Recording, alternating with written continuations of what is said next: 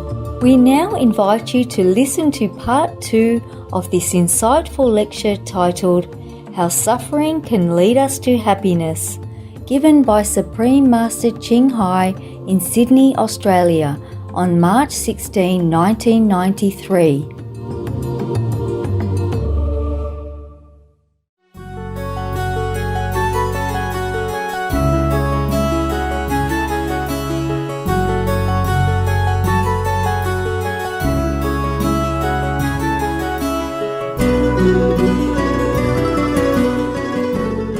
The kingdom of God is not something that is very far away in heaven. It is here right now. And we have them all within ourselves. We only have to unlock it and use it every day. And then we will see how better a person we become, how wise, how loving, and how satisfied a person we will become.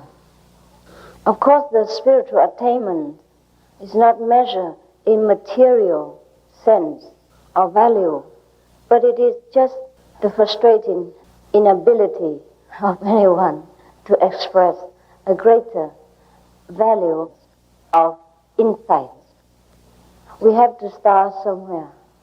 Because most of people will ask me, what is the use of practice meditation, of getting enlightenment at all? If we're not enlightened, is that all right or not? Yes, it is all right. It is very, very much all right. But look at our world. Is it absolutely all right? If the answer is no, that means we're lacking something despite all our material comfort or the scientific invention. Our world is probably all right in some part, perhaps in Australian, but not all right in many other parts. And why? It is because of lack of wisdom. It is because we cling to our small little knowledge and trying to do things to conquer the world with this little knowledge that we have. Should we have access to the whole wisdom, which is incredible, absolutely unimaginable, then we would do things in the better way. And the world would have become long ago a paradise. Perhaps even better than the life we have in Australia right now. And we see even then, in the most advanced country, technologically speaking, or perhaps materially speaking, there are still a lot of uncontrollable incidents which harms humans' lives. You see, when I was on the way to you in this theater, one of my fellow practitioners in Kuan method, she drove me in her car. And she was thanking me, I don't know why, for helping her to buy this car in just 5 minutes, whereby she searched about half a year before and couldn't buy it. Every time somebody took it away. So this time she succeeded. And she thought because she prayed to me, I said, well, it is all your spiritual merit. It had nothing to do with me, but she couldn't believe it. It's all right. Rest as it is. But I said, why did you have to buy a new car? She said, because the car was stolen. I said, what? In Australia? You got somebody stole your car? I can't believe it. I thought this economic situation in Australia is very stable. I was so shocked to hear it. But she said, it's true. They steal it sometimes. All right. Why do people steal? Even in such a very stable country where even the poor got looked after. No one going to be starved on the street, really, in Australia, right? You have social security benefit, right, for the non-employee, is that right? Yeah, should be, yes. In many countries like that, in England, France, or Germany also, you get social security money when you are temporarily out of work or without any means to support yourself while you're sick or something. It's very secured. But why do people still I think steel cars and things like that. It is not only because of the car itself. It was an old car anyhow. It wasn't the car. It wasn't the desire to steal that is to blame. It was the dissatisfaction in the heart of any human who does that thing, because he's not contented to accept the way his life is or what God has meant to give him. Dissatisfaction. Why dissatisfaction? Because unenlightened mind is a very unsatisfied mind. Even if that person were given a better car, he might not stop there. He might want another car, or next an aeroplane. It is because we are unsatisfied with ourselves. We do not know the source of all richness, of all power. So we want this and that and others, even when it's not very necessary. Why we want these things? It is because we have been in glory, in freedom, in richness before, in heaven, before we descended into this lowly stage of thinking that we are just a human being, that we have no power, that we don't know anything, that it is very difficult to attain heaven. But I can assure you that even then, even now, we still can attain heaven. And very quickly, fast, and right here, right where we live.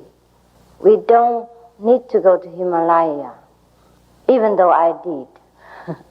But it was not necessary for anyone to do that. I was probably destined to do so. You see, many people have different ideas about asceticism. They think if we forsake the whole world and family and go into a cave and meditate in the Himalaya, then they will attain freedom. It's not true. It's not true. I did that just because God wanted me to do that. So that I can tell you that it's not necessary to do that. Otherwise, you would not believe me. Probably you say, oh, you can't do it yourself. You're afraid of the Himalaya cold, therefore you tell us not to go because you yourself can't do it. You don't have any experience. But I had this experience in order to tell you that it was absolutely not necessary. No one needs to do anything at all. We can just stay right where we are and do what we do now and attain our greatness inside. And then we will still live on earth, but we live in heaven at the same time. We discharge our social responsibilities, but we have no desire for the reward. And we have no attachment to the possession that we have or not have. We will have no desire for the neighbor's things, or wives or husbands. Then actually the so-called precepts will just become very natural way of life for us, and it's not a precept anymore. These precepts are only guidelines while we were still unable to control our mind. But once we are in control of our mind, action and speech effortlessly, then these precepts are just child play. And we don't keep the precepts anymore because there's no necessity to keep them. We don't do anything that is not precepted anyhow. And even then, if we do, we know why. And we do not torment ourselves with the self-inflict guilt that was not necessary in that place, in that instant. But before we can do everything effortlessly, we must attain the state of understanding, of knowing the will of God, knowing the plan of the universe, that at which moment we should do what and why. And we have no resistance from within or without to accept life the way it is, and also to go on with our business without heavy burden, without feeling exhausted from just a few hours of work. And then, even then, if we work a few hours a day, the effectiveness would be much more than before. We put a lot of effort in and we couldn't do much. Most of the masters after enlightenment do not advocate people to leave their families, their friends, their business, to go into solitude or to become a monk and all that. It is because they have seen through that these outer things will not help us to attain the inner tranquility of mind.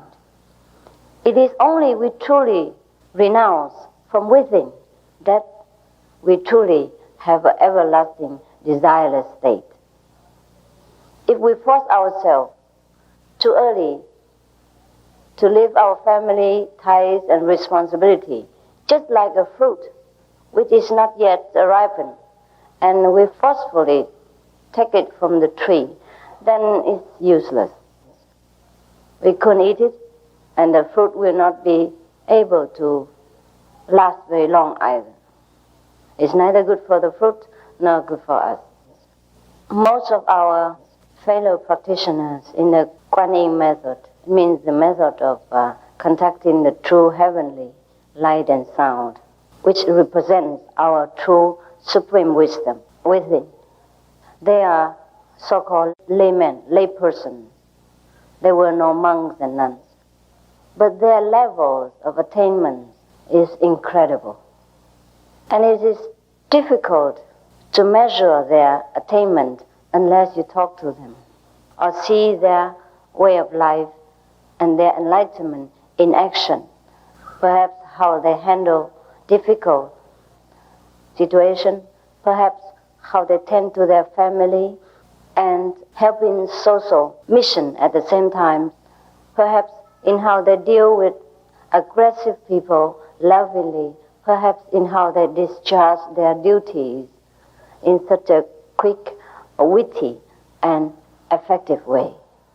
Perhaps in how they look so contented and peaceful in any situation that would blow other people's temperament apart. Perhaps in these ways we may be able to perceive somewhat the difference between these practitioners and the ordinary person. Otherwise, from the outlook, it's very difficult to know. Perhaps we have read somewhere in those spiritual novels that after you've practiced some kind of meditation a long time, you became very youthful, forever young, and never die, and never sick, beautiful, more beautiful than before, etc. These probably are true in some degree, but it doesn't happen to all spiritual practitioners because they don't aim at this material manifestation of wisdom. Perhaps it helps you to be healthier because you are more carefree within your heart and you are more surrender to the will of the universe rather than taking the whole world upon your shoulder and can't do nothing about it. Just go around worrying all day and age yourself quickly. Therefore, perhaps in this sense, the practitioners look younger, more relaxed and healthy and loving and happy. But I don't think we should expect a practitioner of 80 years old turn into 18, for example, just because he practiced a heavenly presence. But the people who eat vegetarian, who practice the Kuan Yin method, do truly look better. Some look even immediately better after the initiation, that even I myself was sometimes very surprised. I am not surprised in the sense that I don't expect this to happen, but I'm surprised that that person looks so different, that much more different than expected, and so quickly. All this because our wisdom, our supreme power, is starting to work and to correct whatever the misconstruction within our body, within our mental, or within our speech. Therefore, our appearance truly do look different. But it is not very important. All these fairy tales truly does exist. For example, before we hear that certain such person in his dream or in his difficulty, a fairy goddess or mother guardian will come and help him out and things like that. All these things happen right now in this century even. And all the spiritual healing powers and all kind of incredible supernatural power do truly exist if we practice the kingdom of God, the supreme wisdom, which is our birthright and is always there for us to achieve.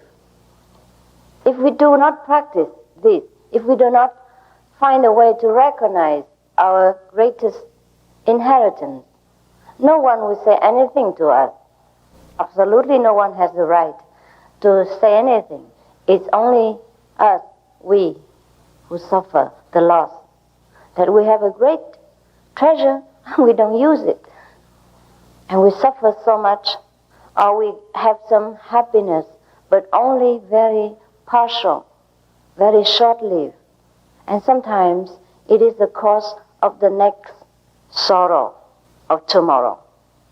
Therefore the choice is for us to wake up into our glory or to sleep in our darkness and deny in ourselves all the things that other people every day experience, which is good, which is excellent, which is incredible, which is beneficial for themselves, for their environment, for their immediate circles, and for the world at large.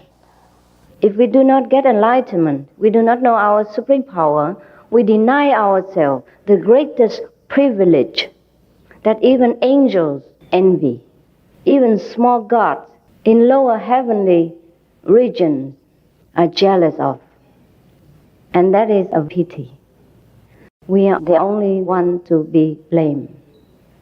And so, since I am here already, due to my fellow practitioners' kindness and invitation, I am willing to share with you the way to regain your greatness, to experience your true self, to have all your wishes fulfilled, and to live a more worthy life. Even though we all will die, so-called die later, or our body will decay, but at least while we are on this earth, we will live a heroic life, a strong, spiritual, and we are the tower for other people to look up to and to inspire other people to rely upon their own strength with this insight, which is incredible, which I have no true words to explain. I thank you for your attention, and maybe if you like to tell me something or ask some question, you're welcome.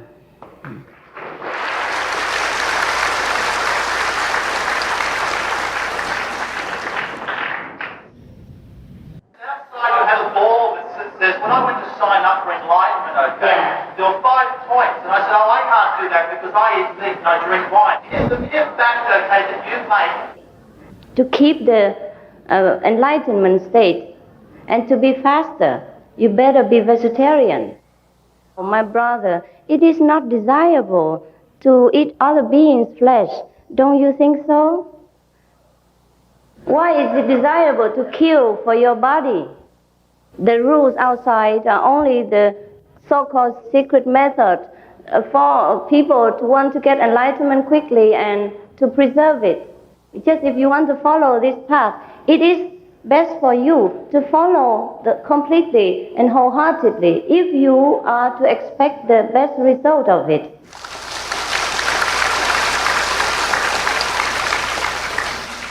Are there more than one stage of enlightenment?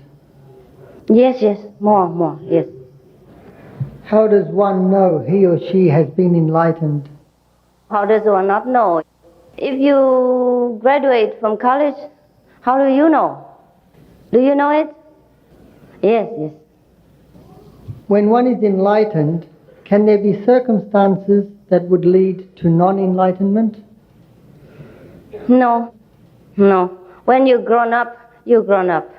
You can grow back to the infant state. You might stop or retard, but you will not grow back to the infant hate again. Can you tell us of love? No. I can't. Why? Because these things are not to be told in language. Suppose you love your wife. How can you describe that love? You can only know it between each other. To the outsider, it means nothing. Doesn't matter how you explain it. With respect, we would like you to explain about reincarnation. Reincarnation is supposed to be for some so-called non-enlightened state of mind which seek to fulfill the pleasures, the desires which that person has not completely fulfilled during his stage of certain kind of being. For example, if we are so much in love with someone in this lifetime, and then for some reason the love is not fulfilled or not substituted in another way, then after both persons die, he'll probably be reincarnate again and search for that old love which you have cared so much about. I have no question, but I only ask that you take my love. Thank you. Thank you.